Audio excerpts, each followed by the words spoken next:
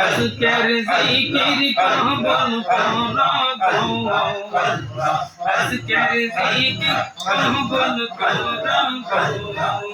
আবার খালসা বান্দা হলদি রে গো খালসা বান্দা হলদি রে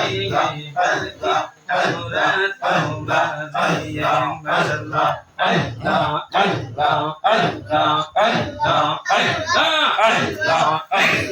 আল্লাহ আল্লাহ আল্লাহ আল্লাহ আল্লাহ আল্লাহ আজকের মিলাদ কবুল করো